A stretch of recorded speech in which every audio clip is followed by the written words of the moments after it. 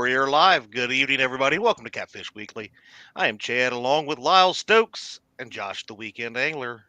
We are Catfish Weekly. And we've got, you guys, I've been fishing a long time. How long? Well, I'll be, how old will I be this week? I'll be 42 on Friday, so I've been fishing for about 40 years. And Lyle, they say, you look up to your heroes, and I got to say that recently, I want to be like Mike. Yeah, Mike Greenwell, that is, because this boy is showing us how it's. I mean, granted, I'm still king of the Ohio River, and I've heard that he's been on the news so much recently. They are considering renaming the Green River to the Greenwell River. Just speculation. There we go. Wouldn't that be something? That'd be great. I agreed that I would sign the petition to make it happen. Got to help a brother out. But ladies and gentlemen, without further ado, we welcome Mr. Bumpin' Mike Greenwell to the show tonight. Hello, everybody. How's it going? Appreciate you guys having me here tonight. Yeah. Well, the other two didn't want you. It was all me. I was like, you know what? It's my turn to pick, and I don't care what you two wrong with him? I don't know. I gave him the coolest name in YouTube. Hey, I had him on here first, long before he was around.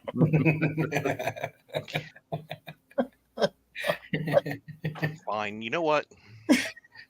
Did I not, Mike? You sure did. Yeah. Mm-hmm. But, I thought it was time to have Mr. Greenwell back on again because he's been on some good fish lately. Oh, man, has he? Yeah, he's been killing it here lately. I mean, I think he's caught in 2 fish more than I've caught in the last, month, but that's cool. I mean, probably in the last 3 years for Lyle. Nate, probably. We don't need to do that. No. But we do need to say hi to all these beautiful people in chat. I think so. I'll let Josh do that if he would like tonight, since I will do that. First off, we have Miss Pontoon Jody Catfishing. We've got Mike Sampson, James from Cool Cats Fishing, Curtis Cunningham, Brian from Bugman 22. We've got Melissa with us, Outdoors in Indiana with Dave Scott. We have channel member Rigging for Fatties, 71 and Still Fishing, Crappie Day Fish On. We have Fields to Water, who let him in here. Buckeye Catfishing. Mr. Tim Molina's in here. Channel member Uptown Chrissy Brown. There's Jeremy from Creole Catfishing. 205 Wild Action. Jag Harold. I hope I got that one right. We have Mr. Parker Pursuits in here with us.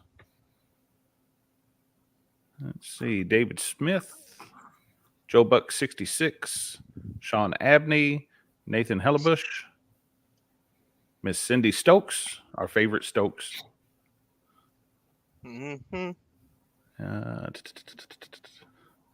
StreamYard did that thing again. It jumped. It don't really jump. It just flashes. So, are you a flasher, Chad? We have Catfishing for real. Buckeye Catfishing wants an autograph. Got to be from Mikey. Can't be from 3 Eyes. I know better. Let's see here. Wabash Nate, Nebraska Wildcats. Let's see. 31 months D has been a member of Catfish. That's awesome. That's got to be a record for us. We've got Thank you so much, D. We've got Stan 3 with us. She must have joined Catfishing membership when I joined as co-host. That's the only reason why. We have JG Hill Studio, Catfish Fever and Outdoors, Real Time Catfishing. Dave Funk has joined us. There's another guy that's been on fire catching fish. Dave is always on fire catching fish. He caught a bunch of great flatheads this summer. And I believe He that did. gets me down to the bottom.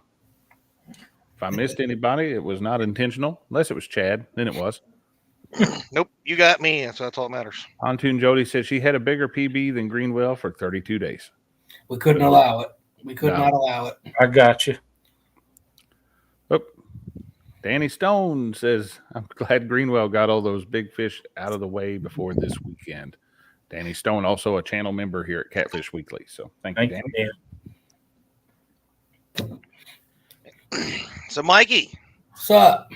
what's up with all these monsters you've been catching? Tell us the secret. You know, I messaged you this morning a little bit. You know, and I said one day I want to be like Mike, and you know, I said maybe you could give me some pointers. You know, of what have been looking for recently to find these monsters. Well, you know, we was talking just a little bit before the show, and the Green River actually runs into the Ohio River. Within 5 miles of 2 boat ramps that I use on the Ohio River, but I just don't have the confidence down on that part of it. So I take the boat in the truck and I go up about hour and a half away from the house, and we put in a boat ramp in the middle of nowhere. And like I was telling you earlier this morning, you know, I learned from a couple guys. You know, I've done a lot of scanning this year, a lot of screen time, marking the structure, marking the fish, trying to figure out what the fish look like, if it's a catfish, if it's not a catfish. You know, Mm-hmm. I've been putting a lot of that screen time in, and like Green River, sometimes you mark them, sometimes you give them a bite, sometimes you scratch your head thinking that you marked a bunch of catfish or a bunch of carp or something. But the past 2 weekends, when we marked those fish, I knew what they was. So you have put some awesome fish in the boat the past 2 weekends. Absolutely. So you had was an 80. I don't want to do you wrong. It was 82 last weekend? It was 80, 82 in the sling, right at 80. Okay. Yeah. Okay. 80 last weekend and a 75 this weekend. Yeah, David got the 75 this weekend. Now, That's David, pretty wild. I mean, he just started fishing with me in May. I was going to say he got his PB the night that Blues Crew was on my channel. Yep. And I can't remember what that PB was, but it was 23 that night. Yeah, you've put him on some great fish in the past few months. So I think we started at a 14. We went to a 17 or 18, and then we went to that 23. Then we went to a 30, and then a 43 and a half, and then he jumps all the way from 43 to 75. Hey, I would take that jump. Oh yeah. I mean, heck, my jump went from 56 to 80. So I mean, That's I love watching my brother catch that fish this past weekend, but to get that 80 by myself, my adrenaline was running so freaking hard trying to get that net or fish in that net that morning. Oh my God. That was just crazy. Well, that's what when you put the video out, or you like the short, I think it was on Facebook. I was like, who was Greenwell fishing with? Because I was like, man, my buddy, has he lost some weight or something? You're looking good, looking like you've been working out at the gym and stuff, man. I was like, I didn't know who it was at first, and then you put that out the longer video, and I was like, oh, he was by himself. Oh wow. Oh man. Yeah, that was a chore. And then, well, when I first got that fish in the boat, I automatically unhooked the handle to the net, and I tried to weigh it myself. And I was bouncing from 79 to 83, and I couldn't get nothing to lock in. And I knew my buddy Adam was out. He was probably 10 miles downriver from where I was. So I just dropped and called him. I said, where are you at? I got a fish. He was thinking I was going to say, 40, 50 pounder. You don't need help weighing no dang fish. I said, well, it's bouncing between 79 and 83. He's like, okay, we'll be here in a minute. Well, that's good then. That's always good to have friends. Yeah, out there on the water with you. Yeah, willing to make a 10-mile trip or whatever you said it was. Was it 10 mile or 10 minute? 10 miles. 10 miles.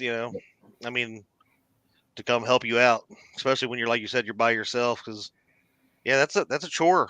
Mm-hmm. I have to have D lift all my heavy fish because I'm sure that's right. But usually I thought you had to have. Oh, go ahead.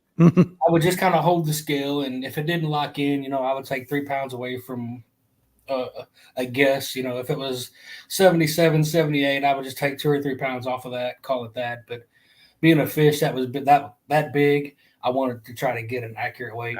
yeah, Absolutely. Well, I'm still like fathomed by you doing this by yourself because, I've seen other people try to net a fish by themselves and it took them, 8.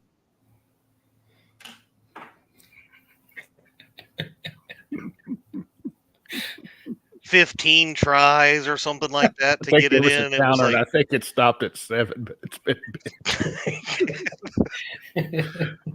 Hey, we got redemption on that net. We took that net with us to Alabama and used it. So there you go. that's only the second time that net's been used. We're talking about this. I mean, this ain't like, obviously, the 80 was your PB, but you have put a lot of quality fish in, over the years. I know you used to do more tournament, in-person tournaments than you probably do now. We talked about that a little bit, but you do the online tournaments with us and stuff like that from time to time. And, you've put a lot of great fish in the boat, but yeah, there's something about that. God, I can't imagine one day I'm hoping that I too will be in that 80-pound club. But and you know what? It's crazy, but like the night before, I seriously had like a vision. I'm gonna go out tomorrow. Let's start over because I wasn't even gonna go to the Green River that day. I was gonna go to the Ohio River because the wind was supposed to be low. But my buddy Dwayne, he messaged me and he said, "Hey, me and my boys, we're gonna have a little 2, 3, 4 boat tournament tomorrow. You interested?" I was like, "What ramp?" And he's like, "Well, Green River, Hamilton Ferry Boat Ramp, whatever." And I was like, "Yeah, screw it, I'll be there. I'll just come and do that. That sounds like fun." And so that totally changed my whole mind of where I was going. And I put in, we couldn't start fishing until 7, but I put the boat in about 5:30, and I was just doing a lot of scanning, looking around. And I found some spots, and I was like, man, I got to come back and fish this. But something was pulling me to the spot because where I caught that 80 is where I caught that 56 in January. And so something was pulling me that I had to go sit up on that spot. And I sit there and had one small takedown over here, and I don't know what happened. He got off. And then I look over here, and that rod is buried. Oh, man. It was just crazy. Now, what kind of structure were you setting up on in that spot? Well, it's the Green River at the level it's not at now on the banks. It's about 9 foot, and then it's got some pretty steep ledges on it. So I was set up from 9 foot down to 45 foot, but down on the 45 foot, there's just this massive, nasty tree down there that if you don't get him out of there, you're going to get hung up. You think it's been there? It's a pretty old tree down in there. Yeah, definitely. I mean, like how old? You're talking about like Your age. 40-year-old, or are you talking to like I'd say a he's couple hundred years, like some other people that we know? I'd say he's probably about all of us together, so that's pretty old. The older the wood, the better the structure it makes. Is that like the older the berry, the sweeter the juice, or what? Yeah, something like that. I kind of wondered where we were going. I didn't know where we were going either there, John. I had my finger I'm on the telling remove you. button and it wasn't on Chad this If time. you got a tree that's only been in there a couple of months, you may or may not catch fish off of it. Chances are good you won't, other than dinks.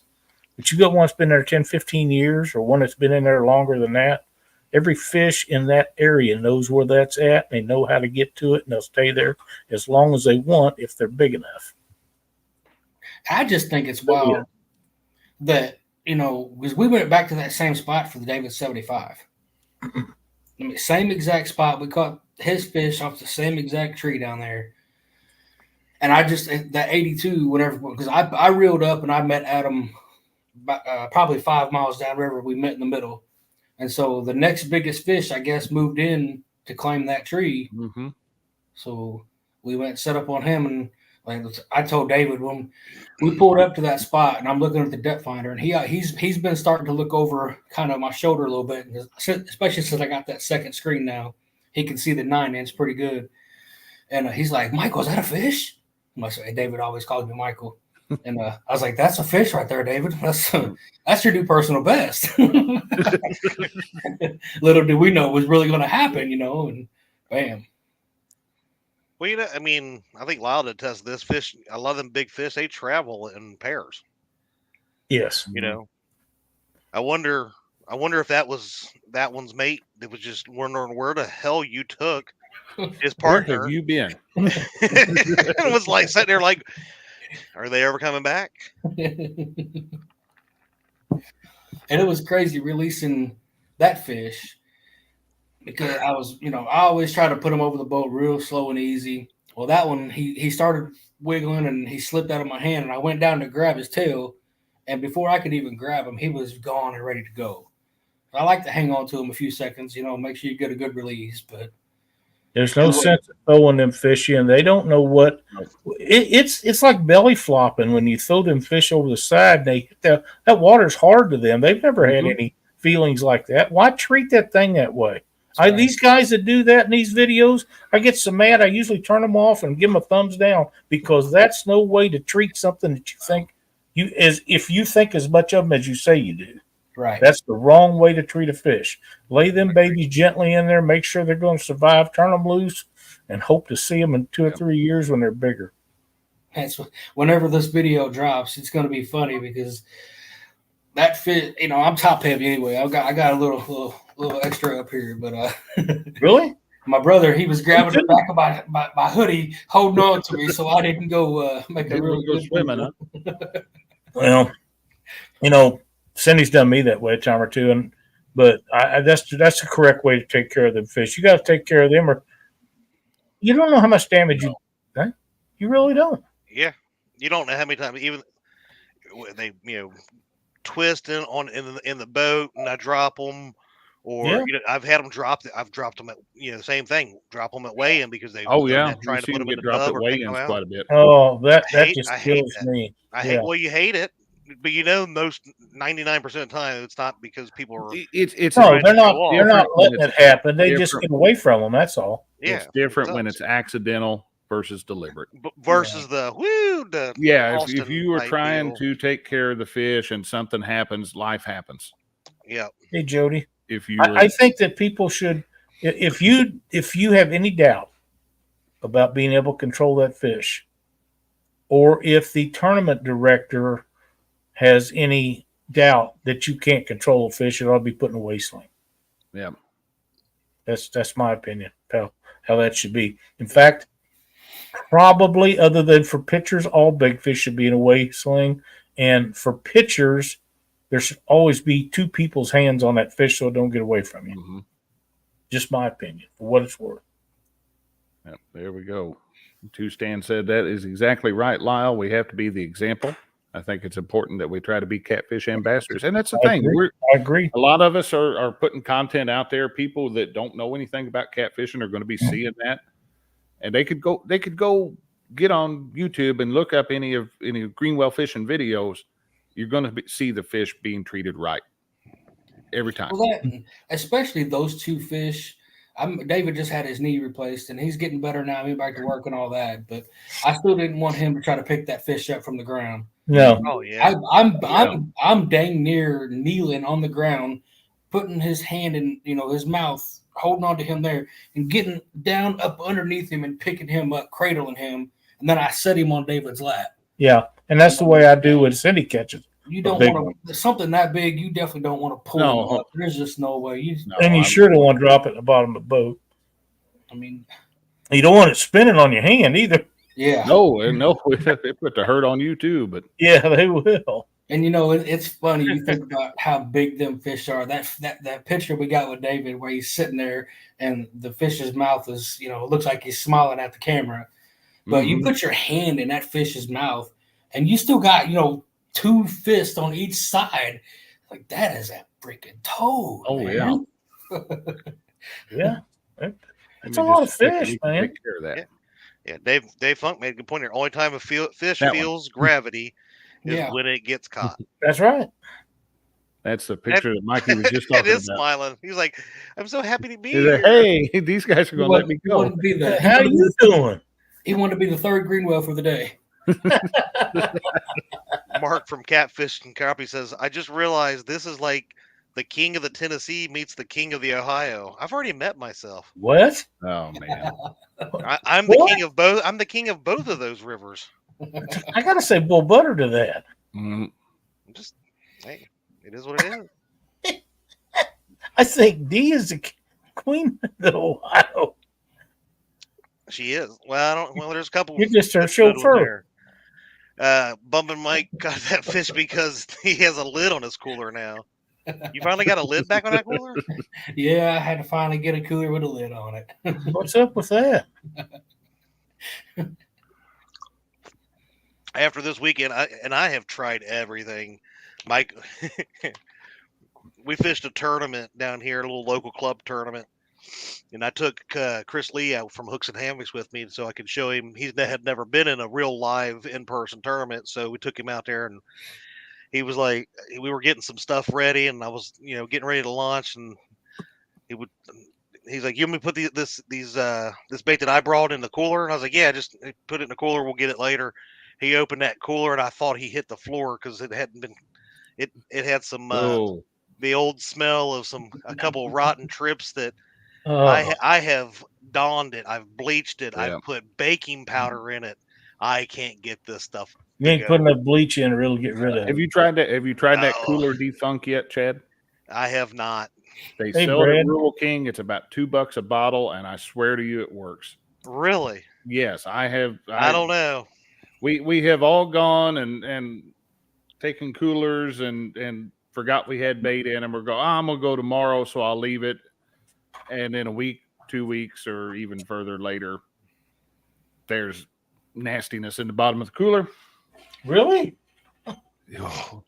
When it turns liquid, you know you waited too long. Oh yeah. You know what? If you wait long enough past that, it will continue to turn liquid, and the smell will go away.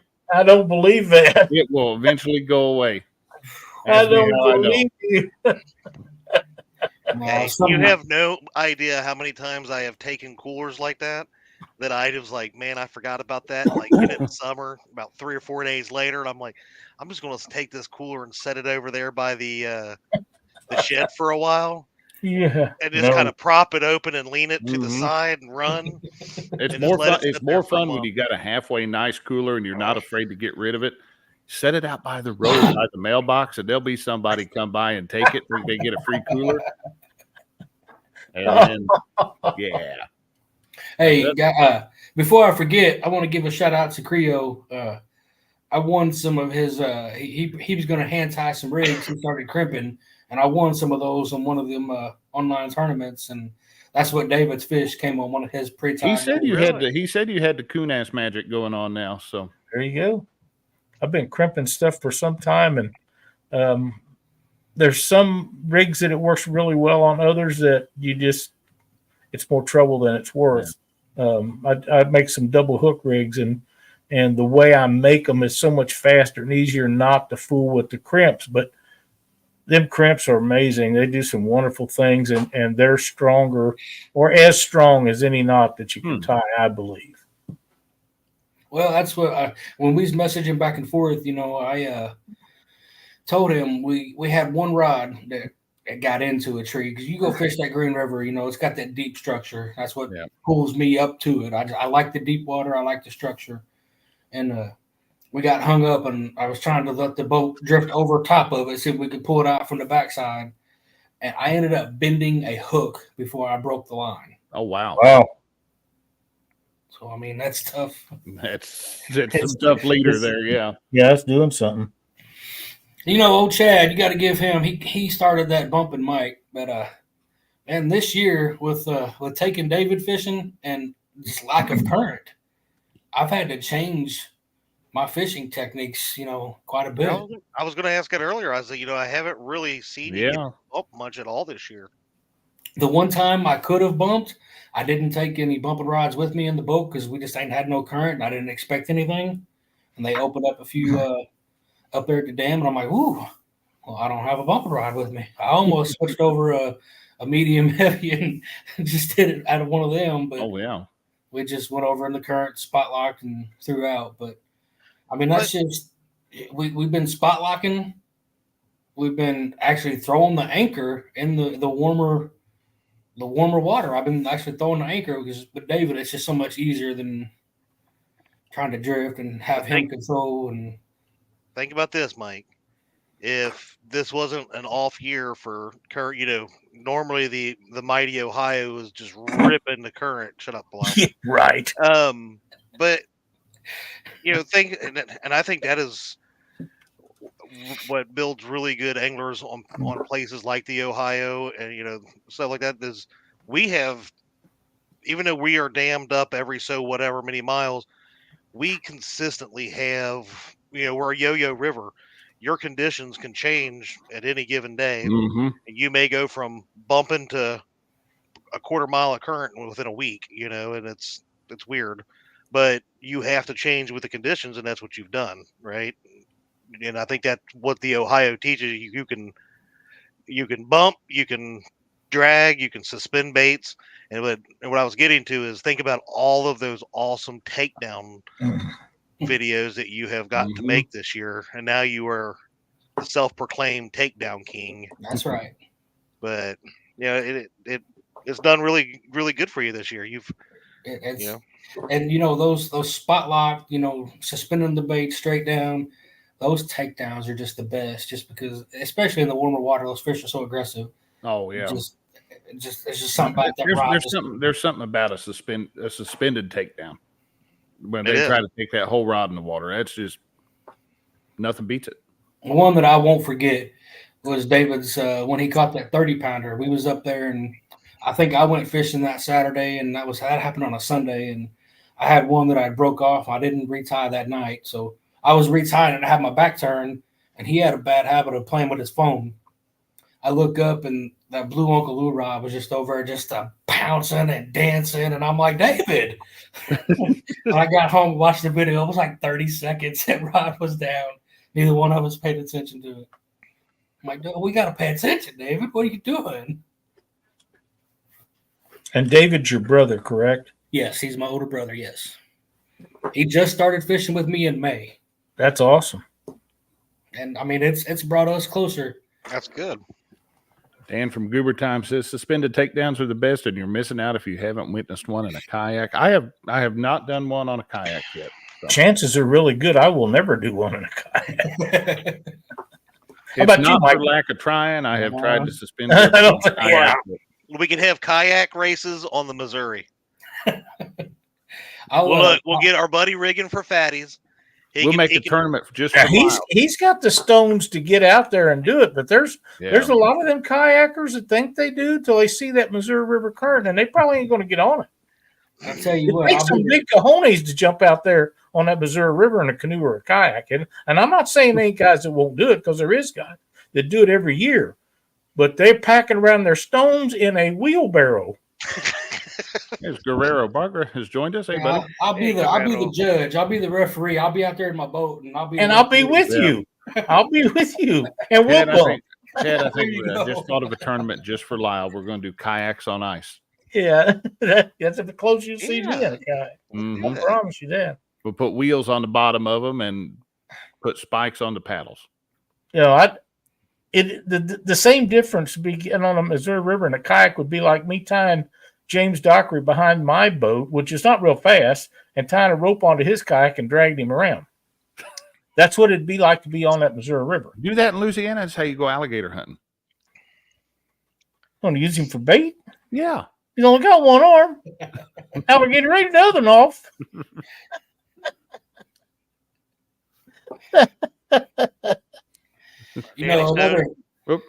Another little funny story about David.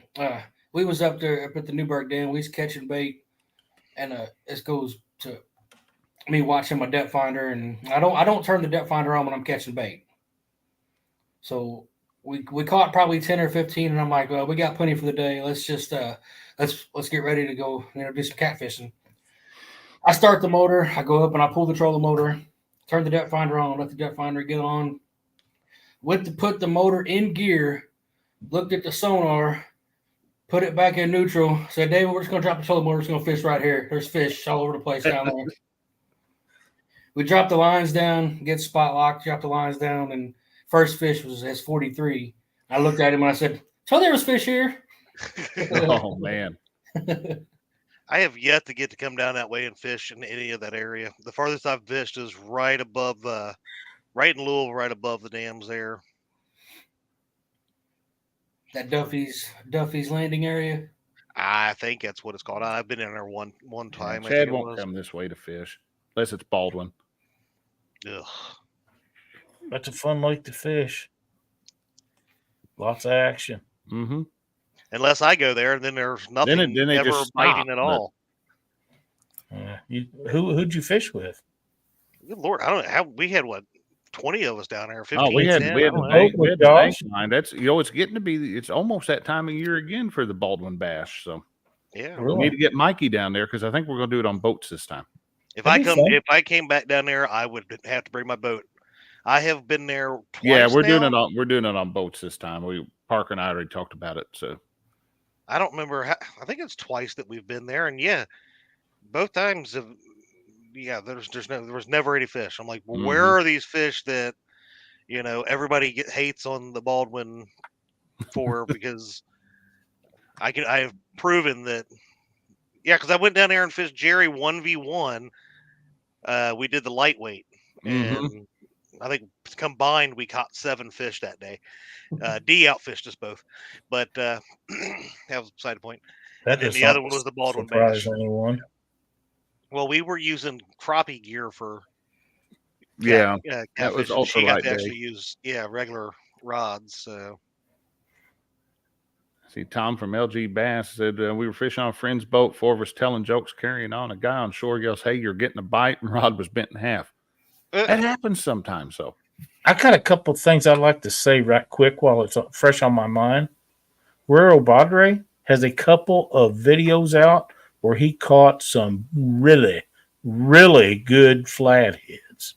A 29 and a 30-something.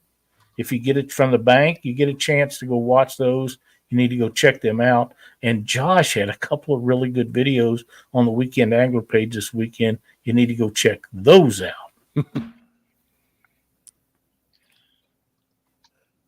That's it.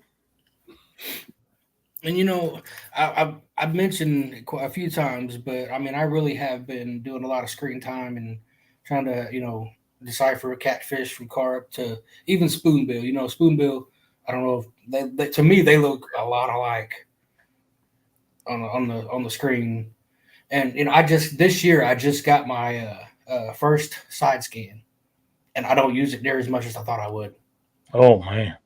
But I remember I think it was Kevin's Monster Hunt. I signed up for it, and the time of the year, looking back at my notes from, I just knew I was going to be on fish downriver. So I put the boat in and I ran downriver.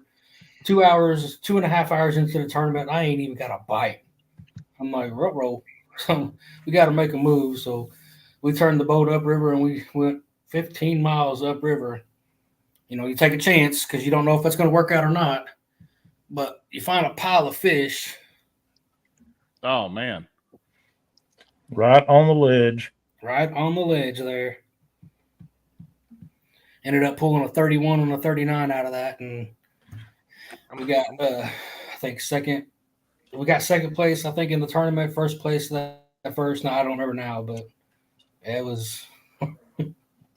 that leads me into, I've been writing stuff down for probably 3-4 years now.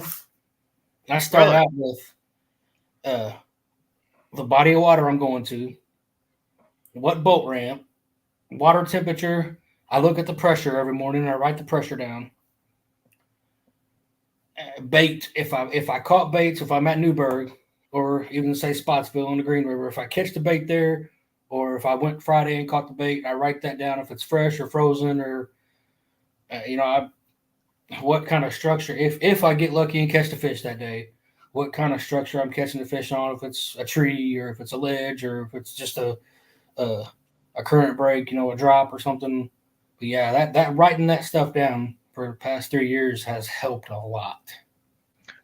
So what about what you have written down has helped you the most with it? Besides, you kind of fish, but like what have you noticed about like pressure and spots and depth and all that kind of stuff? Educate me, because I want to be like Mike. Come on. I've noticed that when the pressure's high, everybody always says pressure's high, the fish are in the mud. And I do write that down, and I've noticed that when I look back, I'm not marking as many fish. So on those type of days, I will just set up on structure, kind of hoping, throw and pray. And you go to a piece of structure that's been good to me before, and you get a bite there, and you pull them up, and they're full of mud, and bam. Well, so Roger would like to know what information you found to be most surprising there, Mikey. From writing everything down, would it be most surprising? Probably just the fish are in the same area consistently, and they may not be there that same week, but around that week, fish are going to be in that same area that time of the year. Now, I mean, I don't know if you guys pay attention, but I don't do as many lives as I used to, but I go to Newburgh, I go to Evansville, I go to Mount Vernon, I go down below Dogtown Boat Ramp. There's a good 75 miles that I'm fishing.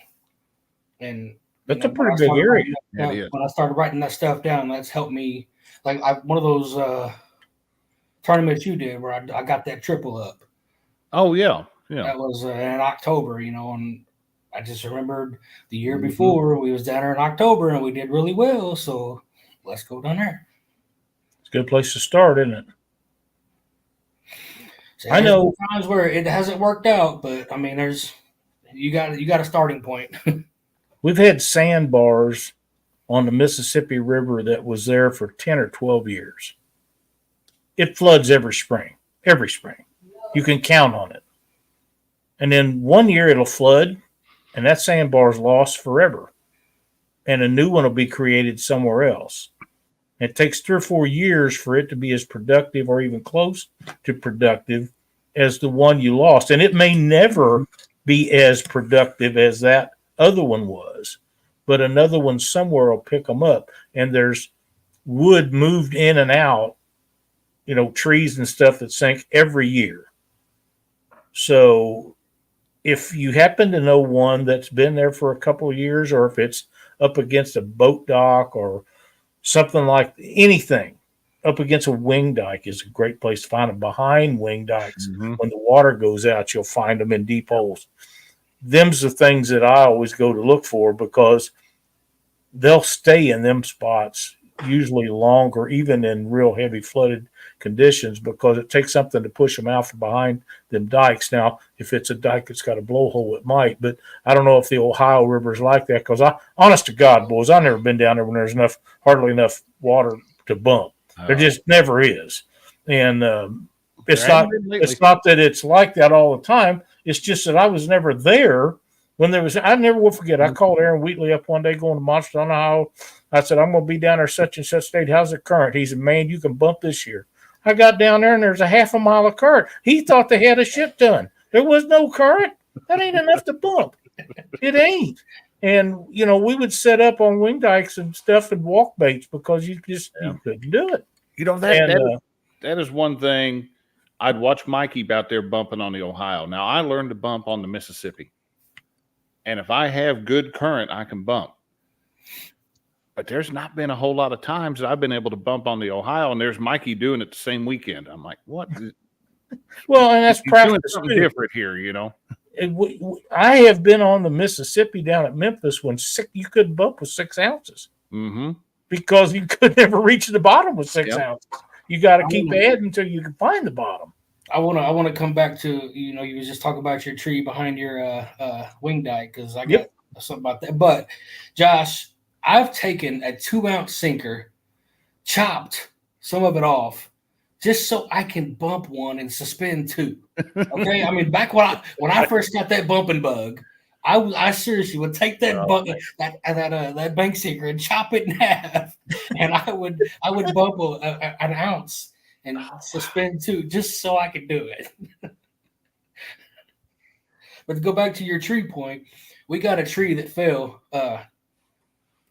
probably 3 years ago. Because I mean, you ride along the bank, you see all these trees. At any time, they're just going to fall. Mm-hmm. And we got one. There's a little cutout right there. It's an old barge cutout, and that tree has not moved because they keep barge staged. And that helped me catch that. I think it was a 30-pound flathead in that women's call out thing that we did. I mean, that's what I was having a pretty rough day until then, and wind picked up, and we went over on that tree, and bam. Chad, stop it.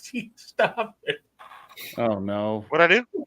Stop posting on stuff. Oh. Okay. I had to get you guys so I can get. Do you focus? Tim was asking. Do you focus more on where and how to fish, or where to and what to avoid? You know, that's tricky because sometimes I'll get stuck in my head that I want to go suspend drift or something, and so I'll go somewhere just so I can suspend drift. But if you're out there and you're not catching fish, then you will have to go to the where to. That you'll have to switch it up and go do what you need to do. But sometimes it's just being stubborn-headed and going and doing what I want to do. Been out there many times, even thinking I'm going to drag baits all day long, and this is going to be the location I'm going to drag those baits. And I've had plenty, like even in tournaments and stuff, where I have held on to that thought way too long instead of switching it up, and maybe even going and find a place to spot lock, or like you said, switching to a suspended and suspending baits downriver instead of or something, right? And I think we all do the same kind of thing. Oh yeah, I've tried to force a suspend bite on days that the current was right, the area was right. I've caught fish there before. Time of year was right. They just weren't having it. But you switch over to an anchor, you switch techniques, and suddenly they're biting. So that's what we went to. I think it was in late 2017. I think we went to one of those JKB tournaments. See how long ago it was, and it was his championship for that year. And we went to Leavenworth, big fish country there. But we went up there and we just had it in our head we was going to bump. We was going to bump, and the Ohio River just said, no, you're not. And so, okay, well, we threw the anchor, and first two fish was a 46 and a 32. Well, that was a pretty good move. Mm-hmm. Exactly. Tough area to bump up there. There's a lot of structure up in that area. A lot of good fish. Big fish. They're having a tournament up there this past week, and there was some guys out there pre-fishing this weekend that they caught some nice fish too. Yeah, they're up there. It's a great place to get bait too. Get skipjack off them rocks. Mm-hmm. I need a place to get skipjack around here. I hate that our skipjack fish ain't nothing like my, seeing Mikey go out there. My mistake. I meant moon eye.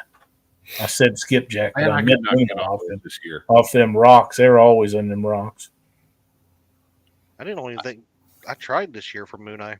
I tried, but I got skunked every time I tried for them. So, and them rocks along them rock banks, and moon eye will go in there, and you can take crickets and have your way with them. I always find me where they've got the barges parked, and I try to find them where they've got like, say, 2 wide and a few back, so it looks like a big L.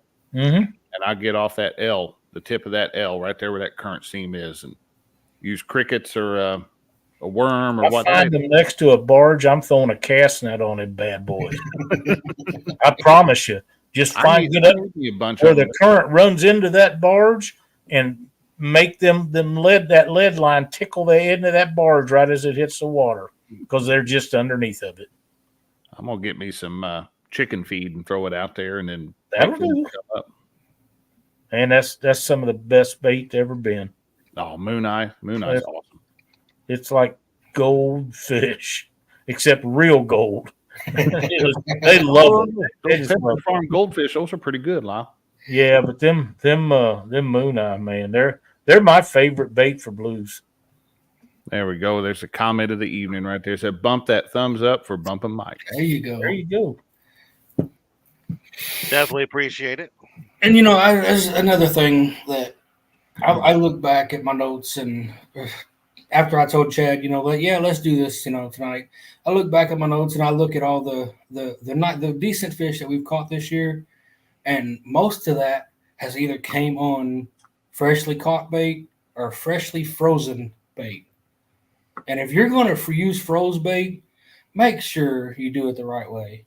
That's What is the right way, Mikey? Vacuum seal that, get all the air out of that stuff. Right there. And if you can, make do a not flash freeze them.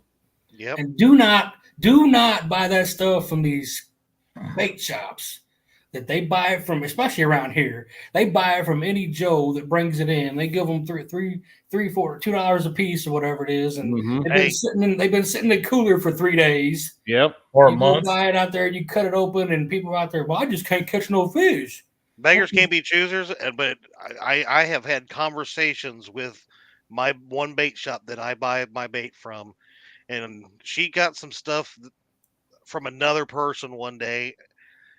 I could tell that they were wrapped differently. These were even wrapped in a paper towel and then vacuum sealed. I said, you need to tell whoever you're getting this skipjack from to don't ever bring these back again, because I'll find me a different bait dealer. Because she knows that I am a bait snob when it comes to skipjack. If it looks a little bit funny, I'm not buying it. No, we've got a pattern to ours. I did a video on it a couple months ago, I guess it was around Halloween. And skipjack processing is an assembly line process in the Dunnigan household. So I mean, you're laying the skips out on the paper towels to get all that cooler water off of them. You're wrapping them in. We wrap each skip individually in saran wrap, then put it in the vacuum seal bag. And as soon as that vacuum seal's done, it's getting written on and going straight to the deep freeze. So I mean, these things are. Well, that's right. Roger says, find a reputable. Yeah. Mm-hmm. But around we used to have, I can't remember who it was, but one of those Alabama companies would actually make their way down to Owensboro to the Bass and Moore bait shop, and they would bring them frozen, vacuum sealed skips and shad. And we used to burn them up, man. Yep. When they would, Brandon and Jim, they would call us and be like, the truck's on its way. You'd have guys lined up to buy. I mean, they wouldn't have it in stock but an hour and a half. That's right. I mean, they wouldn't even hit their freezer. I really do, but you don't have that. You don't have that anymore. When we do the shows down there at Bass and Moore, that's when they'd bring them in.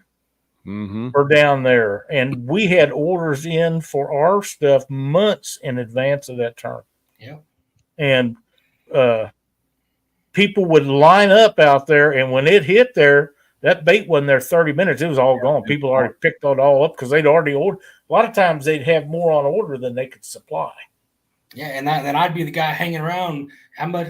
You got any extra? I'll take what you got extra too. Yep, that's right. I never will forget. We was at Memphis one year, and people was having trouble getting it. They had it in Bass Pro Shop down there, but they want $11 a fish. It didn't matter what size it was. If it was this long, it was $11. If it was this long, it was $11. Didn't make no difference. $11 a fish. Now this is 5 or 6 years ago. So about 2018. I mean, they're getting expensive now to buy from any bait shop. And I'm not trying to get off on the politic thing, but that's the reason the price of everything has went up so bad. Yeah, and it's no different with gasoline than it is skipjack. It costs more money now for them guys to go out and get them. They got to recoup their money somehow, so the consumer has to pay the bill. The ones that are selling them, a lot of them trying to make a living off that. So. It's hard to do. But that's the other thing I was saying is, if we find bad batches at the bait shop where I buy them, I let them know. Yeah, I don't know what they're doing. I don't know if something changed, and it's 9 times out of 10, it's a different package label or Like that one time, I'm like, what is this? I said, I can't even see the skipjack. They were wrapped in paper towels before they zip. I'm like, no. Yeah. Yeah, Tell them don't ever do that. I told her, I said, you all know I'm picky. I'm a bait snob, and if I can't see it, I'm not buying it. there's you got to do it right, or there's no sense of doing it at all. Yeah. That's exactly. That's what it kind of runs it into. For me, a lot of guys, when I did it, when I first started, I first started fishing in 2014. The very first tournament we did, we hit like 8th place, and oh my God, I'm the man. Blah blah blah blah blah blah. Sure got humbled real quick, but everybody wants the results right now. Yeah. They don't realize is the results are a combination of hard work and dedication. Mm-hmm. Putting that time out there on that water. I mean, that's just finding fresh bait in December when nobody else is finding it. That don't just happen because you got lucky. Yeah. You've been doing that for a couple of years. You know where it's at, and I mean, Stop highlighting in that. I didn't highlight that. I mean, Kyle Lyle's probably hitting buttons. Nope. To some people like me, this is a passion. Yeah. Yeah. I mean, it really is. I love catfishing. I mean, I do. I love being out on the water, even on the skunk days. If you're not learning something on the skunk days, you're doing something wrong. I mean, oh yeah, absolutely. That's a good point. That, like you're talking about, right? Instant gratification is a rule of It's thumb. It's a rule of thumb now. Everybody wants it now. We live in an instant society. Yeah. And we have a society anymore that doesn't want to work for things. They want everything given to them, but that's a whole nother show. I mean, don't get me wrong. I expect that I go out every time and I catch a 50, 60, 70, 80 pounder, but it don't happen. I mean, yeah, but you want D to catch them for you. No, I want her to let me catch one every once in a while. I mean, but same thing though, Mikey. And we were talking about earlier in the show or before the show and talking about, I've been catfishing for 25, 30 years at least. And how old are you? I'll be 42. Okay. But I've only been fishing from a boat since 2019. I've fished out of a boat other times, but truly fishing since 2019 in a boat. There's a good question there. Brad Bex wants to know if Mikey's used Asian carp yet on the river. I have, and I haven't got the results from it, but I haven't used it as much because if I can go find a shad, I'm going to go find a shad, and I ain't going to mess with that carp. Mm-hmm. But if I can't find anything, I'm going to go get a carp. I think the biggest fish I probably caught on carp is 25. I mean, that's a great fish. Yeah. Don't get me wrong. But I just hate dealing with them things. They're so hard for me to cut up. They're nasty. I don't like dealing with them. They got their eyes at the bottom of the fish head. They're in the wrong spot, man. Yeah, they're built upside down. They are. Just ugly fish. Like that kid on Family Guy. But I just cut the tenderloin out of them and drain all the fluids in a bag and seal them up and throw the rest of it out. Because in Missouri, and I'm sure it's like that in other states, if one gets you your boat, you're not supposed to turn it loose alive. They don't. That's frowned upon. In fact, they can write you a ticket. I don't know if they ever have, but they claim they can. So I'm still with you though, Lyle. I want to try. I want to try one live. Well, that's not legal either. I know. I didn't. But I'm telling you, they go out and chase them down and catch them all the time. Why wouldn't it be a great bait? Real cordless sawzall for your boat, Mikey. There you go. Hell yeah, man. But I'll tell you another thing is I never see a carp this big. No, they're all 3 foot long. They're 4 or 5 foot, 90 freaking thousand pounds, and you throw a cast on it, and you get 4 of them, and you get up in the you get below them dams real close if you can do that without getting in trouble. In the spring of the year, right after spawn, and there's millions of them about that long. Really? Now, right behind the dams, yeah. And that's the one I'm talking about. Could you imagine having a couple of those? I'm telling you right now, that ought to be some amazing flathead bait. I would use that. I would if I could find them like that. I would. They're only like that a couple of weeks. Yeah, they grow so fast. We go down there. You get below those dams, and you just have pieces of them floating down there. There ought to be plenty of fish there if that's happening. Oh, those things are always, there'll be a line of them floating down the river. And I mean, they've been dealing with them things for how many years? At some point, they're just going to say, "Look, it's part of the river." They're here to I stay. mean, There's no getting rid There's of them. no getting rid of them. Yeah. Well, that's what I'm saying, and they won't say you can't throw them back. You know, you can do whatever you want with them. Well, you know what? They can't really stop you from throwing it back. Usually, when one gets in the boat with you, there's usually 2 or 3, and by the time that happens, they done bled on everything, slimed up everything. You're so mad, all you want to do is get the damn things out of there. Yep. You know what I mean, don't you, Mike? Yep. Well, down here we got a couple marinas, but we got one marina that's in a cove. You actually got to turn in and go into the back of this marina to get in there. I was in there throwing a cast net one day trying to catch some shad, and I was over by the boats. There's a couple houseboats, and I usually do really good trying to find some shad. Well, I wasn't doing any good this day. So I go over to where this drain is. It's got a highway that goes over top of it, and water gets up, they open that and let that water drain in there. I threw the cast net, and when that cast net hit the water, probably 1,000 of those carp jumped. And how far did you jump? Well, that's why I had to go back and put the boat on the trailer and go to the house and wipe because I think You weren't expecting that, was you? They scared the living crap out of me. Oh, yeah. When my brother was alive, if we was hurting for bait, we would go up on Salt River, and there was a drainage that come out of a field, and it was like a waterfall for about 4 feet. And these big old farmers had these big fields. They all drained to this thing, and the water run out of that drain all the time.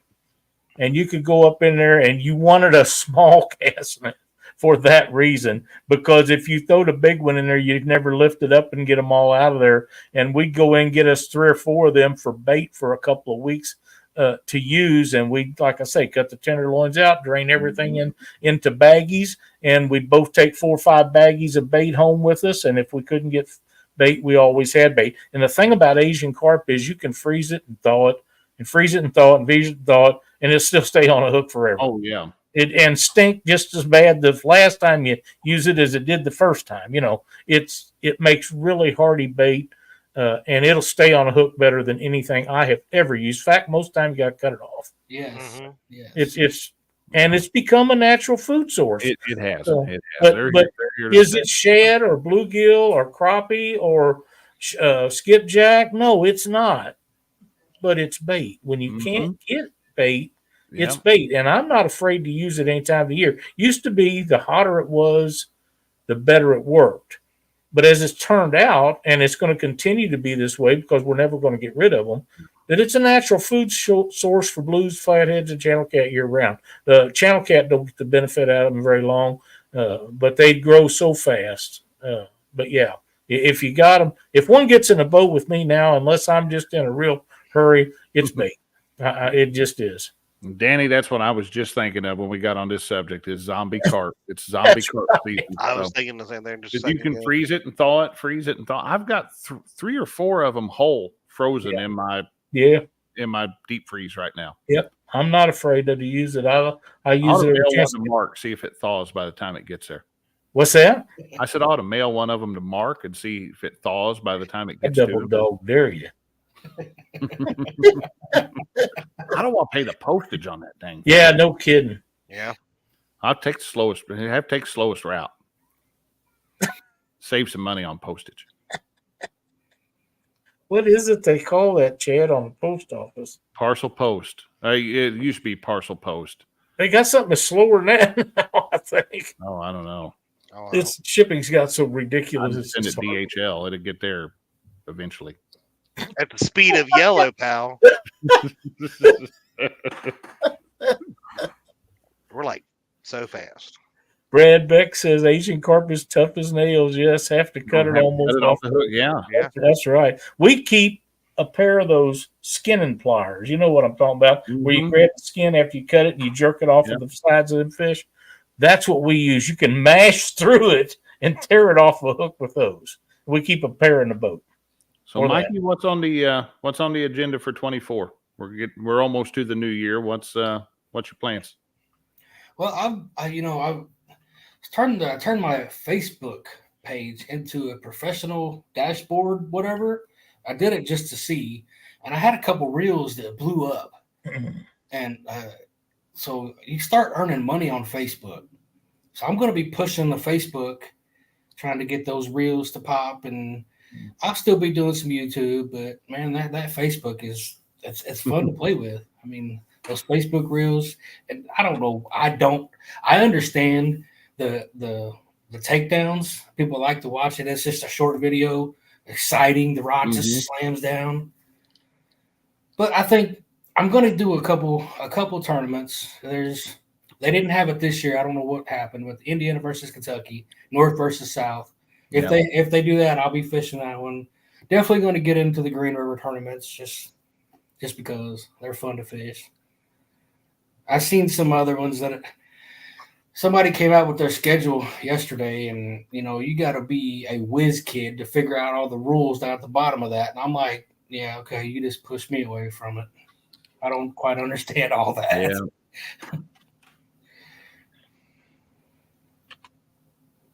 But we're gonna go out. We're gonna do a lot of fun fishing. We're gonna try to see if we can put David on something bigger than the 75.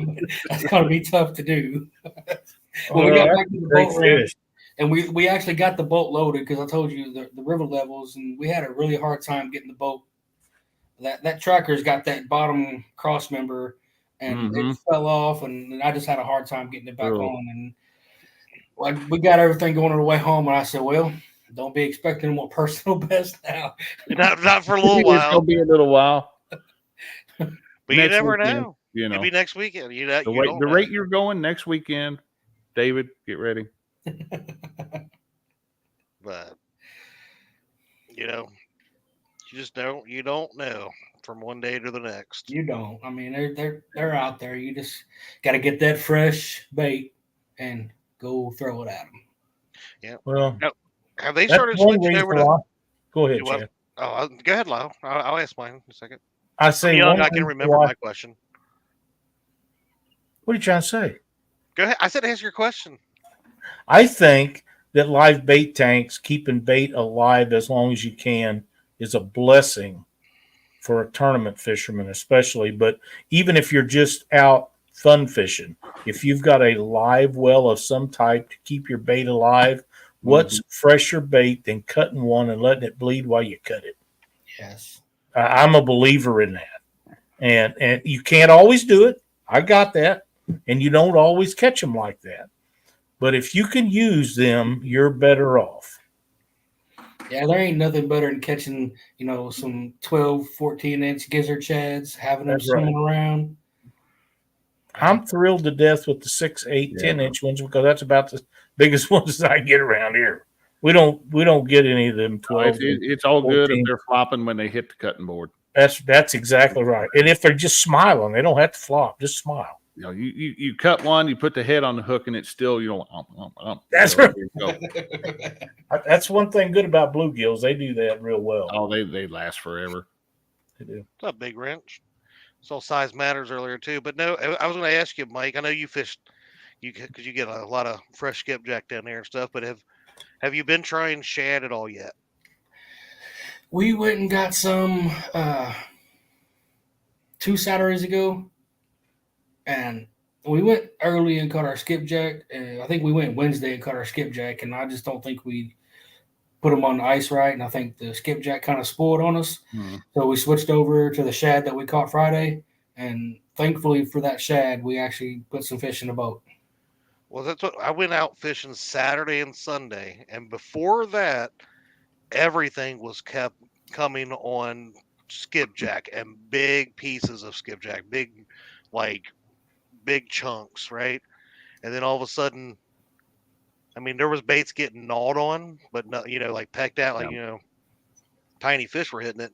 But almost every fish that I caught Saturday and Sunday, except for I know of one, was caught on shad. So I didn't know if it's starting to make that transition to over yet for people. Cooler the water gets, the sooner it's going to happen. Yeah, our water's broke into the 40s here. So we were 47, 48. Yeah. Well, it's been 2 weeks. The last 3 weeks, we've caught the bigger fish on the skin. Of course, the 75 that David caught the skipjack hit was as big as my hand. Well, I got into some big old skipjacks Thursday, but the bigger fish that came on the skipjack. But every fish has been tight to structure, and we did catch a few fish on the shad. And there's something I wanted to ask you guys.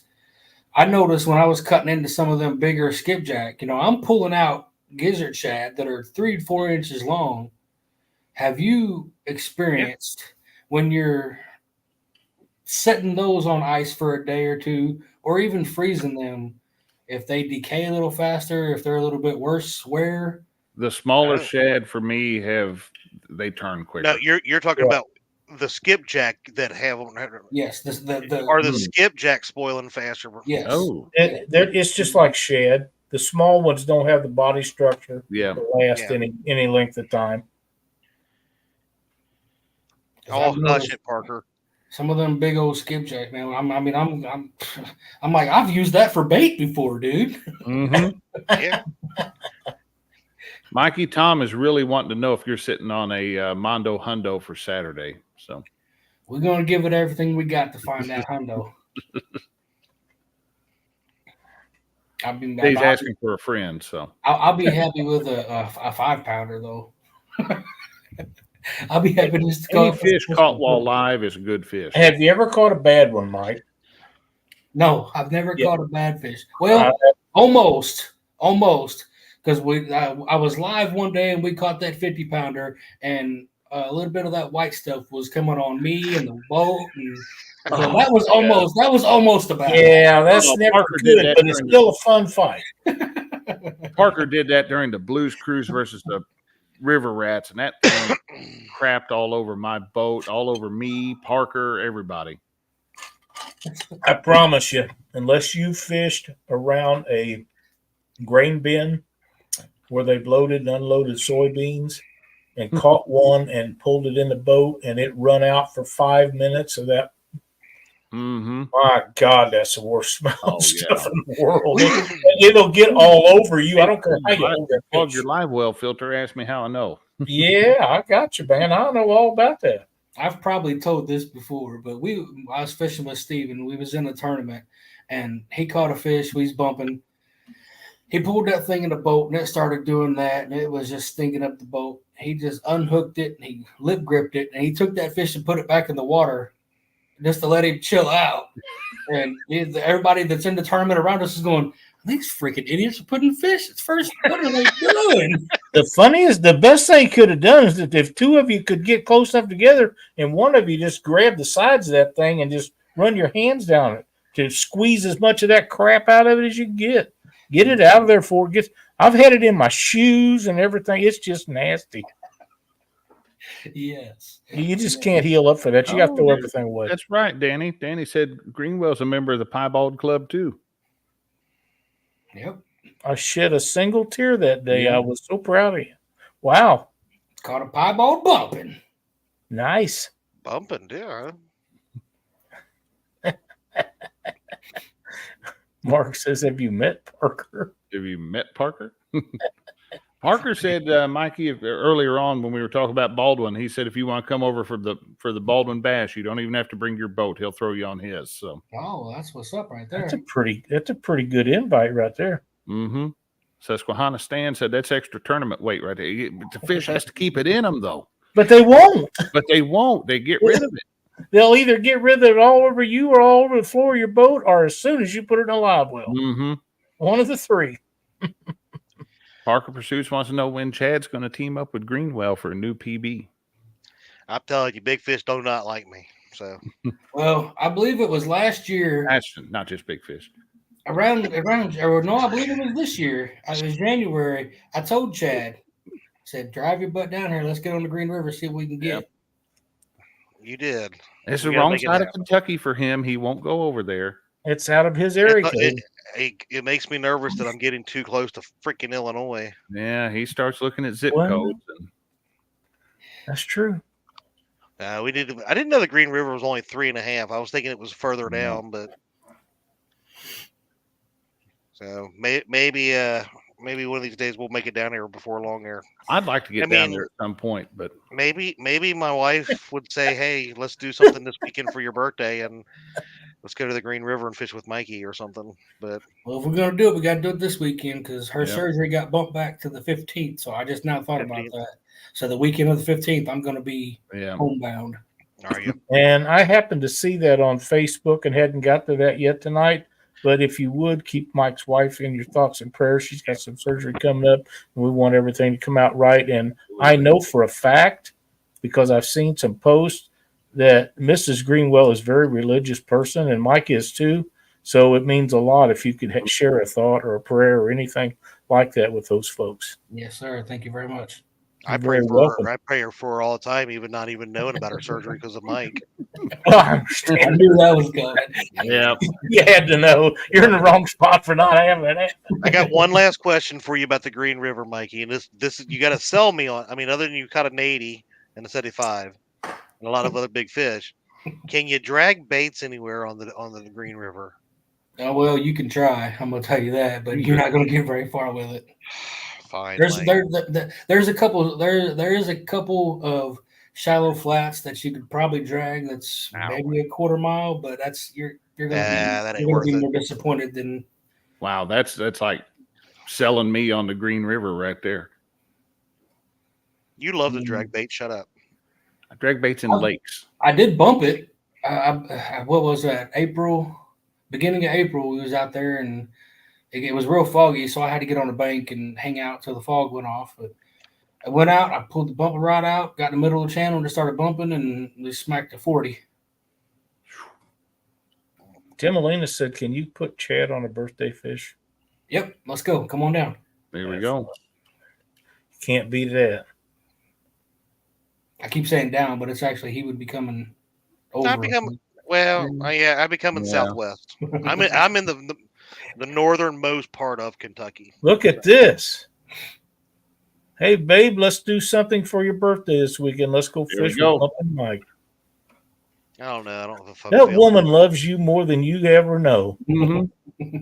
I mean, I don't know. I can't drag baits on the Green River because that's lame.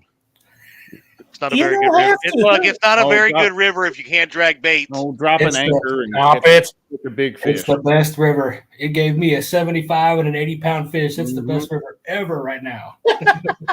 Speaking of great wives, hey Lyle, did I show you what I've gotten already for my birthday and it hasn't even happened yet? Can I have you on full screen so I can see it? Oop. What have you got there, Chadwick? Did A you pro notice, rocket. did you notice what it says 100 year? So she got me that, and look at this cool hat that she got me. Hold on, I'll try not to blind you guys, but look at that. Feels the water. Hey. There's Mikey. Glad I wasn't leaning in really looking. I don't know where you had us. I had us on news layout, and I got to find it again. Yeah, I don't know which one's what. There we go. All right. But yeah, she is way too good to you. Did me send you more pictures of the boat she bought me? Will you stop? Wow. But if I could leave Don't tell her I anybody with almost wrecked this anything, weekend. Go ahead, buddy. if you could leave anybody with anything, man, start writing your trips down. I mean, seriously, that has helped me so much. I've told people for a couple of years now, and I have a book here from Sumo Catfishing that has everything you need. You can do them and buy them every year and write all your trips down in them. It's an awesome book, and you can keep track of everything you do. I have one and do not use it like a dumbass, but I still got it. And I tell everybody about it all the time because I've got sheets and sheets and sheets of different kinds of things that you put in notebooks where you can keep track of them. And none of them, all of them put together is not as good as that book from Sumo Catfishing. It's the best I've found. So if you want to do that, and everybody should do it, keep track of that stuff, that's the way to go about it, in my opinion. And like I say, if you just want to see copies of different things, I've somewhere in a file, I've got a whole bunch of them, and you can put them in them plastic sleeves and save them. And that works too. But that book is the answer, I'm telling you. Yeah, it's kind of fun for me too, especially when you have a good day, because I kind of get to relive it when I get home and run it all down. And I get that.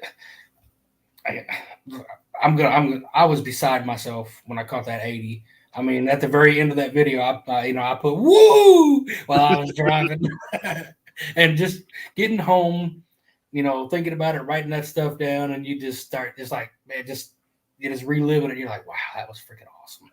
Yeah, that was fun. It was good to watch all that stuff. We're all glad to find it. It's great to see you guys catch some fish like that. Because it's the time of year where everybody's not getting out as much as they did. Yep. And when somebody's getting out and they're doing good and having a great day, it's awesome to see them videos. Even if you're getting out and you're not having that kind of day, if you're having a good time, that's okay too. Oh, yeah. You're right. I'll take that any day. I don't think I've ever come home from fishing and said, man, I wish I hadn't gone fishing today.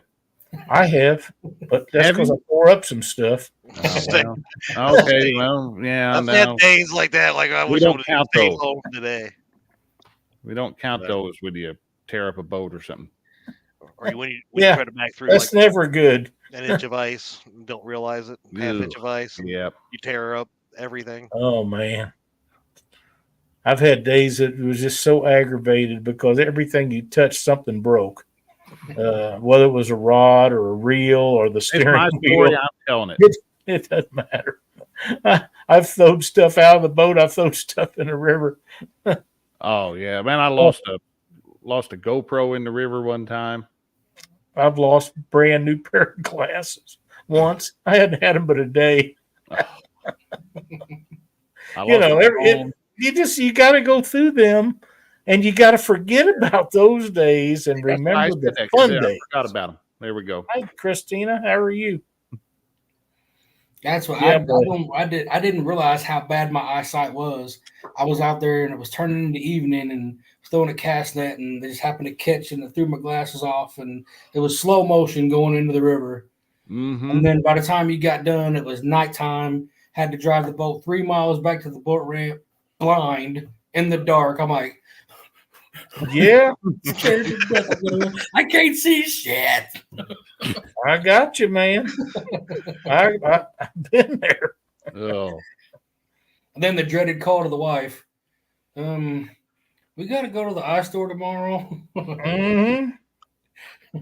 Phones. How many phones have you guys lost in the water? I lost one, but I got it back. I've only lost the one, and it was no getting it back. I didn't drop it in a puddle. I dropped it in a lake.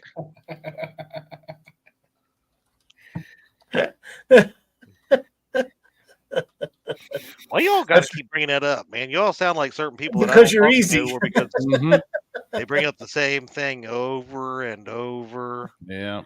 I mean, never mind. I won't even say it.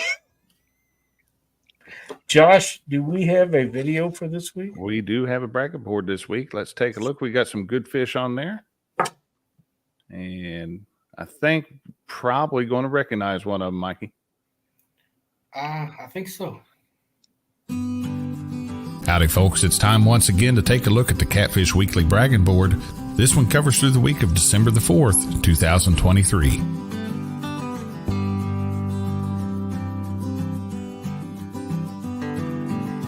Leading us off this week, we have Ron. Ron took a guided trip with Dan from Goober Time Guide Service and came up with a 68-pound blue cat. Congratulations, Ron. And Dan, thank you for sending in the picture, buddy.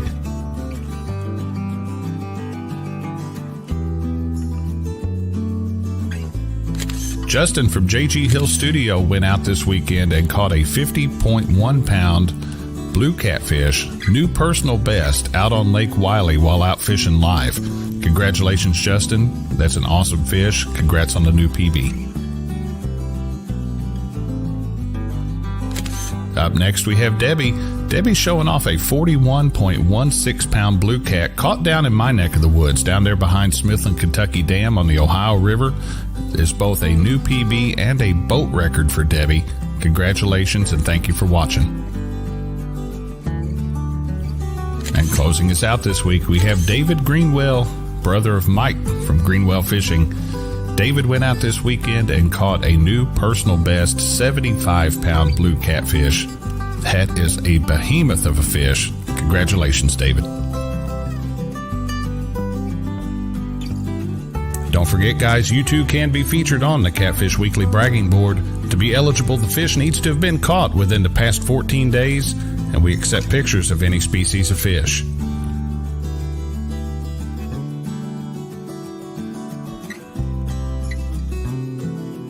To get yourself or a friend on the bragging board, all you need to do is email your fish photo to pics@theweekendangler.com. Send us the information shown on your screen, and we'll get it on the board for you.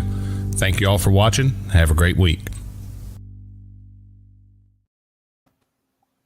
There's that awesome fish again. Very nice. I'm not sure if the fish had the biggest smile or David had the biggest smile. Yeah, me either. I think the fish was glad he was going back in the water, and I think David was just thrilled he caught it. Did it come out of the water? There we go. That's a great fish. He's definitely excited. That's awesome, man. There's worse things people can do to get excited than catching fish. I promise you. Got that right. I resent mine, Josh, to you. Thanks. What'd you send to me? I resent my picture from this weekend to you. I didn't get your picture from this weekend. Mike, you been a great guest tonight. I appreciate you. Thank you for overshadowing me again. That Josh didn't even see my picture I sent him. I appreciate the invite, man. I've had a good night. It's been awesome. Well, I'm glad you enjoyed it. It was a lot of fun hanging out with us tonight, buddy. Yeah, it's been a fun night. So yep, sure is. Lyle, anything from you, brother?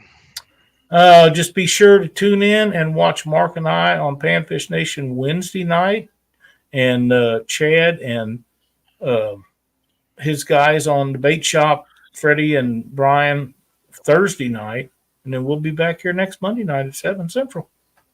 All right. Well, God's time. Right, Josh? Absolutely. Yeah, there we go. Mikey agrees. There we go. That makes Chad the man out. Yep. The odd man out. I'm very odd, but that's okay. And if you haven't already, folks, please make sure you thump and bump that thumbs up on your way out for bumping Mike Greenwell. We appreciate it. It's been a great guest tonight. And we will see you either on Panfish Nation, the bait shop, both, or maybe even back next here week. Monday night. Yep. Got another great guest lined up next week. I'll tell you guys about that later. All righty. Have a good week, everybody. Take care, y'all.